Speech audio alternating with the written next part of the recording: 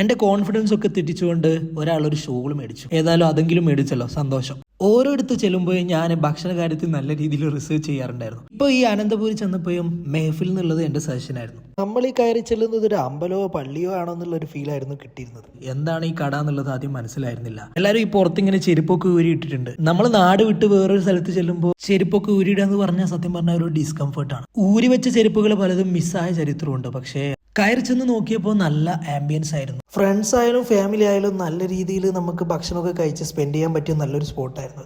ഹൈദരാബാദിലും അതേപോലെ അറേബ്യൻ കൺട്രീസിലൊക്കെയാണ് ഈ പറയുന്ന മജ്ലിസ് സെറ്റപ്പ് കൂടുതലുള്ളതെന്ന് നമുക്കറിയാം.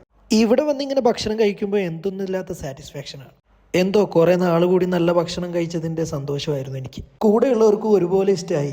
ഒരുപാട് കഴിച്ചതിന്റെ പരാക്രമങ്ങളാണ് നിങ്ങളിപ്പോൾ കണ്ടുകൊണ്ടിരിക്കുന്നത്. വിളിച്ചു വരുത്തി ഒരു നേരത്തെ ആഹാരം കൊടുക്കണമെന്ന് ഒരുപാട് നാളുണ്ട് ആഗ്രഹിക്കുന്നു. അവിടുത്തെ ആ ഇരിപ്പിന്റെ കംഫർട്ട് കാരണം ആ ഫുഡ് കഴിച്ച് അവിടെ കിടന്നാൽ മതി എന്നുള്ളൊരവസ്ഥയിലായിരുന്നു ഞാൻ. ഒരു ഗോലി സോഡയും കഴിച്ചാണ് മനസ്സ് നിറച്ച് അവിടെ നിന്ന് ഇറങ്ങിയത്. ഇനിയും വരണോ എന്നുള്ള തോന്നലായിരുന്നു മനസ്സിൽ. പുറത്തിറങ്ങി നോക്കിയപ്പോൾ ബാലയ്യയുടെ കട്ടൗട്ടാണ്. ഒരു സിറ്റിയെക്കുറിച്ച് ഞാൻ പറയുമ്പോൾ എപ്പോഴും എനിക്കിഷ്ടം ഭക്ഷണത്തെക്കുറിച്ച് പറയാനാണ്. ഒരു സിറ്റിയുടെ കൾച്ചർ എന്ന് പറഞ്ഞത് അതിൻ്റെ ഭക്ഷണത്തിൻ്റെയും കൂടി ഭാഗമാണെന്നാണ് ഞാൻ വിശ്വസിക്കുന്നത്. കുറച്ച് നടന്നതിൻ്റെ ഒരു ക്ഷീണം മാറ്റാൻ ഒരു നാരങ്ങ സോഡയും കുടിച്ച് വീണ്ടും തിരിച്ച് സ്കൂളിലോട്ട് പോയി.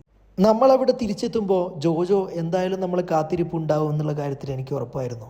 പട്ടി തിന്ന കൂറ് എന്തായാലും കാണിക്കും.